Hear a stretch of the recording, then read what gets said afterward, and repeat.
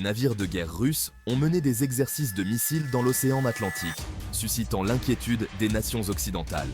Ces exercices, impliquant des missiles de pointe, mettent en évidence les capacités militaires croissantes de la Russie et son affirmation de soi sur la scène mondiale. Ces exercices rappellent que les tensions peuvent rapidement s'accroître, en particulier dans le contexte du conflit en cours en Ukraine. Le moment choisi pour ces exercices est particulièrement remarquable, car il coïncide avec une période de tension accrue entre la Russie et l'Occident. Les exercices sont largement considérés comme une réponse au renforcement de la présence militaire de l'OTAN en Europe de l'Est. La décision du Kremlin de mener ces exercices de missiles dans l'Atlantique est motivée par plusieurs objectifs stratégiques. Ces manœuvres ne sont pas seulement des démonstrations de force, mais aussi des messages politiques. Premièrement, les exercices visent à envoyer un message clair à l'Occident. La Russie est prête à défendre ses intérêts, même loin de ses propres frontières. Cela montre une volonté de maintenir une présence militaire active et de rappeler sa capacité à intervenir globalement. Deuxièmement, ces exercices s'inscrivent probablement dans le cadre d'un effort plus large du Kremlin visant à projeter sa puissance et son influence sur la scène mondiale. En démontrant sa force, la Russie cherche à renforcer sa position dans les négociations internationales et à dissuader toute opposition.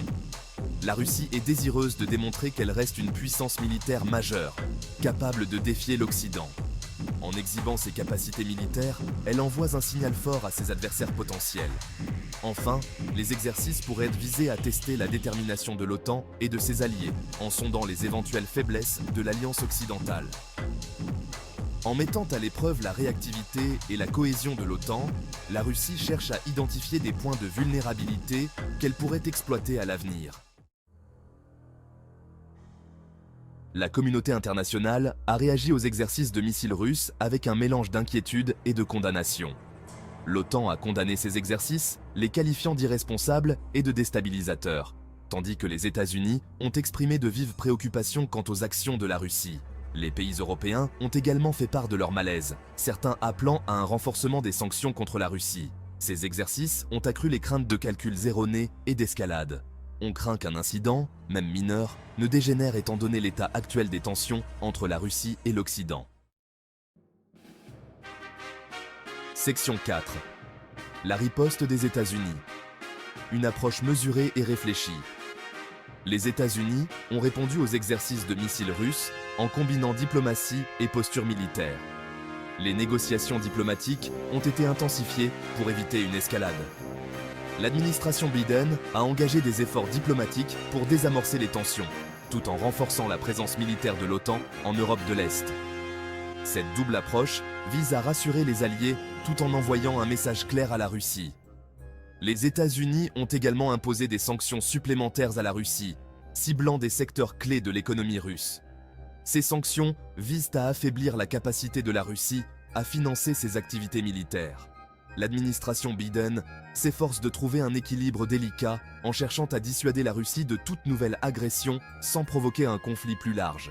Cette stratégie repose sur une combinaison de force et de diplomatie. La situation reste fluide et il est trop tôt pour dire quelles seront les conséquences à long terme des exercices de missiles russes. Les experts surveillent de près les développements pour évaluer les risques et les opportunités de désescalade. Section 5. L'Atlantique, une nouvelle arène pour le jeu des puissances mondiales? Cette question devient de plus en plus pertinente à mesure que les grandes puissances redéfinissent leur stratégie. Les exercices de missiles russes dans l'Atlantique soulignent l'importance géopolitique croissante de la région. Ces manœuvres militaires ne sont pas seulement des démonstrations de force, mais aussi des messages stratégiques adressés au monde entier. L'océan Atlantique, autrefois considéré comme une région relativement stable et sûre, est de plus en plus une arène de compétition entre grandes puissances. Les eaux qui séparent les continents deviennent des champs de bataille potentiels pour l'influence et le contrôle. L'affirmation de soi croissante de la Russie, associée à la présence navale croissante de la Chine dans l'Atlantique, remet en question la domination traditionnelle des États-Unis et de leurs alliés. Cette dynamique changeante pourrait redéfinir les alliances et les rivalités mondiales. Cette nouvelle réalité exige une réévaluation des priorités stratégiques et un engagement renouvelé en faveur de la coopération transatlantique. Les nations doivent repenser leurs approches pour s'adapter à ce paysage en évolution rapide. Face à la montée des tensions, il est primordial de privilégier une communication claire, des mesures de confiance et un engagement envers les normes et les principes internationaux. La transparence et la diplomatie sont essentielles pour éviter les malentendus et les conflits. La stabilité future de l'Atlantique, et même du monde, pourrait en dépendre. Le respect des normes internationales et la coopération entre les nations sont les clés pour assurer une paix durable dans cette région stratégique.